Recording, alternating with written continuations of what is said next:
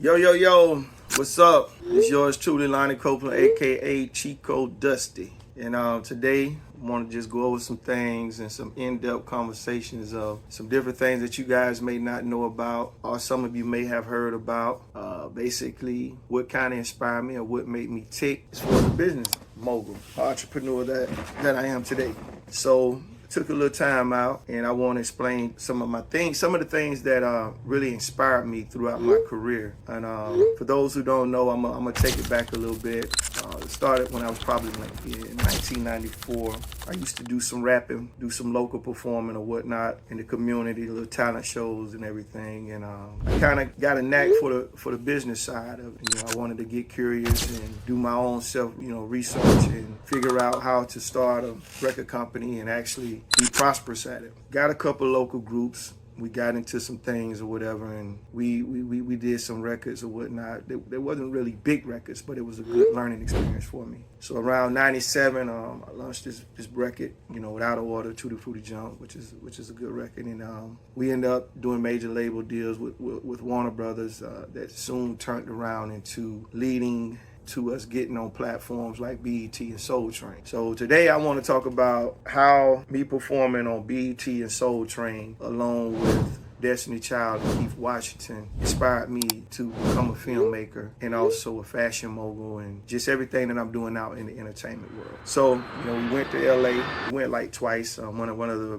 visits that we went, we was out there shooting the actual video, which was it was done. I can't remember the guy name that actually shot the video, but he was one of the big directors at the time. And we went out there and we it was out for my first time, and our first time really going out there and really doing something on that platform of that magnitude. So we went out there, we shot the video, and in the editing process, they came back, they sent over this was a VHS tapes. They sent back samples, and we was able to take a look and just go over some things and pick the best one. So anyway, once we got the video shot, the next week we got called to come back out to do the Soul Train. And throughout the midst of this, we had the record already buzzing in South Florida, North Georgia, and we was already doing shows. And this was like 6 months into us actually having to wait for the sample clearance from George Benson or whatnot. And the record finally hit retail, and we was getting some play in Miami, and Don Cornelius himself heard the record on the radio station. So he got in touch. He had his people to get in touch with Warner Brothers and say, hey, we want to get those guys out of order to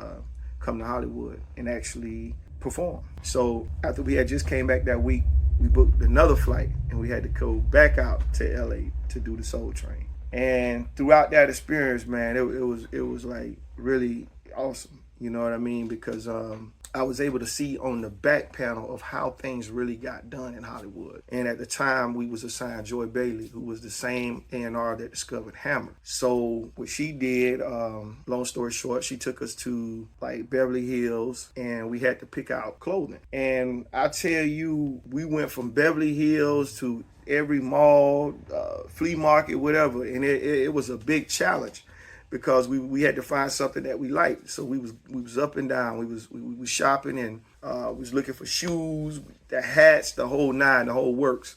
Because they had they bought some clothes in, and it really wasn't really quite what we wanted, but they did make us happy. We went out, and then we found some things that really worked for us, which was good, which brings me to the KADO Apparel. And I thought to myself, I was like, what if I was the creator of the clothing, and I was actually able to control the monopoly of what we wore and also build a brand at the same time. And we could have skipped the malls and everything else, and we could have just been going with our in-house brand at the time, which would have been a lot stronger and made a lot more business sense overall. So I always had this fetish since then in my mind of like, hey man, I want to eventually bring that to life. I didn't quite know the name of it. I kind of played with the name, and I came up with the KADO. And I said, this is going to be the thing that I'm going to brand myself with, the KADO. And creating a diversified outlook beyond ethnicities is what I came up with. And that's what it really stands for. It has great meaning to it. So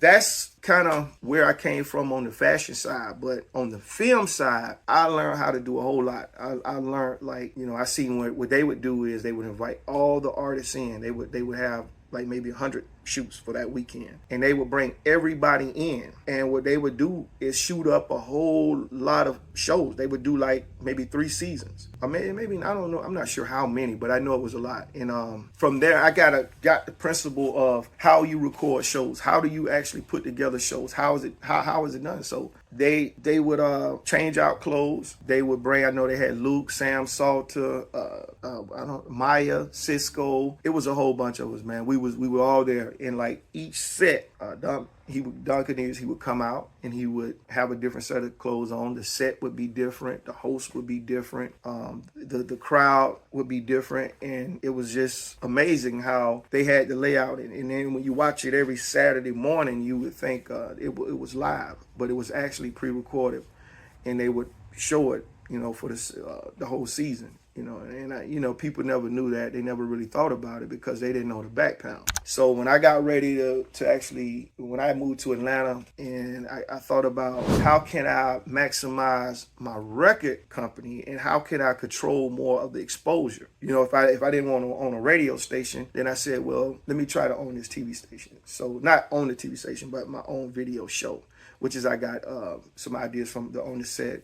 Rest in peace, Chuck and Delane. At that time, they were doing On The Set, and I moved to Atlanta. And once I moved to Atlanta, I came up with the Off Glass. But the Off Glass TV show, it did air on the UPN, but the way I actually built the platform and ran it was based on what I learned from Soul Train and meeting Don Cornelius and the whole nine. Now, the unique part of it and the creative part of it is that in the process versus what it is now, the digital has taken over. And, back then, even when we shot the video, you had the old school cameras, you had the whole crew. Like you had a whole lot of people that you had to employ, and they all had to get on one page in order for you to really get the finished product to look at it like it, was polished and ready to go. It's not like it is now. I don't think nothing's really quite like it is, even with the studio equipment and the creations of the music and whatnot. So all that to say, it gave me a great experience and it opened my mind up, and I really learned some things there that I can take and put it on a smaller scale,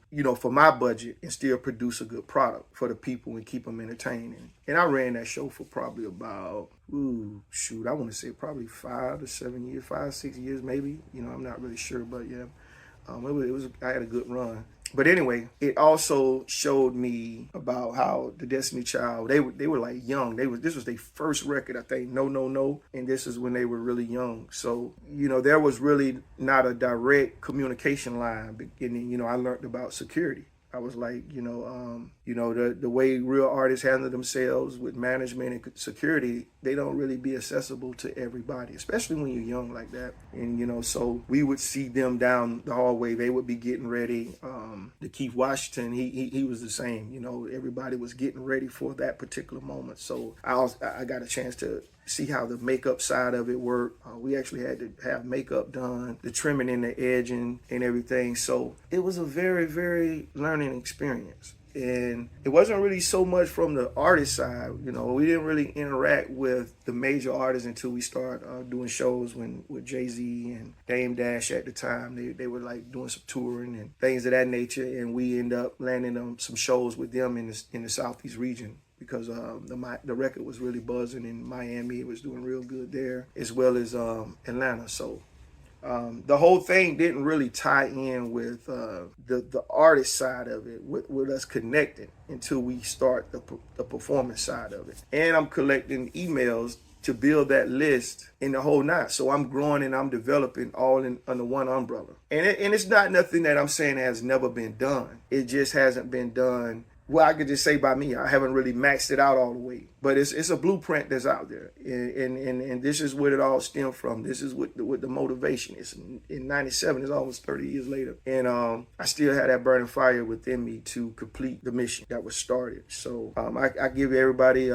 kudos. Hang in there. And trust the process. Everything is, like a process. Life is like that pound cake. You know, when grandma make the pound cake, she had to have the ingredients. So she had to have the butter, the sugar, the nutmeg, or whatever it took to make that pound cake. And it was an actual process, you know, and it took discipline, because once she put it in that oven, there was no running in the house, there was no heavy door knocking, and you had to wait it out. But once the process was done and over, it came to life, and it was a delicious cake. And that's how you got to look at it. There's no really time frame on when it's going to happen, but some of these things, when you get down and you know you need some motivation, just think about that. Like, grandma made that pound cake. You know, just look at it like, what are the ingredients of life that you need to keep going in order to make the cake sweet and complete? Because that's what we all trying to get to, is that cake. You know what I'm saying? Now, once you get the cake, it's up to you how you divide it and how you slice it up, but get it done. So I'm gonna leave a couple links in the description down below or whatever, where you guys can check out some of my work that I'm currently working on. The Exceptions, which is a movie that I'm doing now. Also, Every Dark Cloud Has a Silver Lining. That's movies coming up. And then I'm also leaving a link to